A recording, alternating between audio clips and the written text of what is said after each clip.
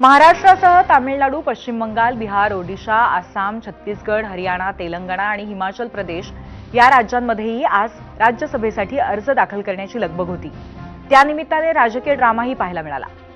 महाराष्ट्रासह या 10 राज्यातल्या राज्यसभेच्या 37 जागांसाठी 16 मार्चला निवडणूक होणार आहे. रिक्त होणाऱ्या या 37 जागांपैकी 12 जागा महायुतीच्या ताब्यात आहेत. 25 जागांवरती विरोधकांचं वर्चस्व आहे. यापैकी महाराष्ट्रात 7, तामिळनाडूमध्ये 6, पश्चिम बंगाल आणि बिहारमध्ये 5 इतक्या जागा रिकाम्या होणार आहेत.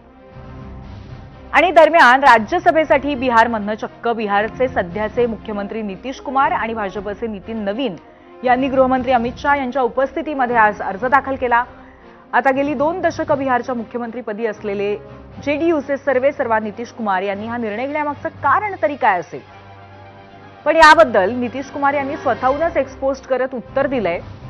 त्यांचं उत्तर काय आपण पाहूयात.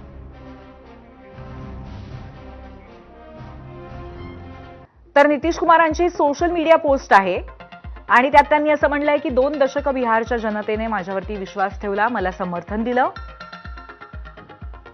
याच बळावर आम्ही बिहारची सेवा केली. त्यांच्या समर्थनामुळे बिहार विकासाच्या वाटेवर आहे. संसदीय कारकिर्दीची सुरुवात केल्यानंतर माझ्या मनात इच्छा होती की बिहारच्या विधिमंडळाच्या दोन्ही सभागृहाचा सदस्य व्हावं, तसंच संसदेच्या दोन्ही सभागृहात काम करावं.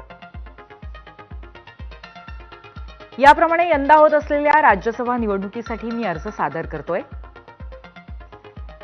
बिहारच्या जनतेशी असलेले माझे संबंध भविष्यातही कायम राहतील. जे नवीन सरकार स्थापन होईल त्याला माझा पाठिंबा आणि मार्गदर्शन असेल.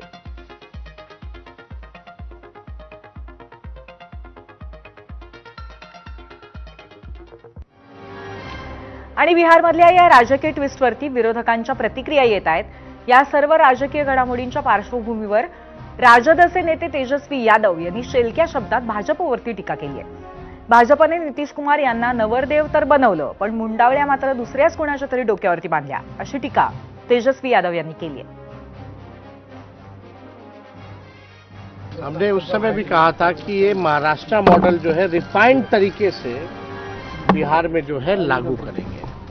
आज वो बात जो है सच हो गई है और जो जन आकांक्षाएं हैं इस सत्ता परिवर्तन के खिलाफ हैं. सभी लोग जो भी जन भावना लोगों की है इस सत्ता परिवर्तन के खिलाफ है.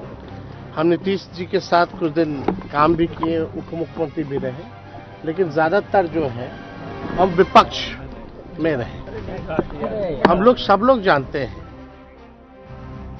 आणि याच विषयावरनं संजय राऊतांनीही भाजपवरती निशाणा साधलाय. पाहूयात. महाराष्ट्र में हुआ था वैसे बिहार में लोगों के साथ धोखा हो रहा है. देखिए, भारतीय जनता पार्टी हमेशा इस प्रकार का खेल हमेशा करता है. आता बिहारमधल्या या राजकीय भूकंपासाठी विरोधक भाजपला जबाबदार ठरवत आहेत. पण भाजपचे ज्येष्ठ नेते आणि गृहमंत्री अमित शाह यांनी नितीश कुमार यांचं अभिनंदन केलंय. नितीश कुमार यांचा राजकीय अनुभव राज्यसभेच्या कामकाजाला आणखी प्रभावी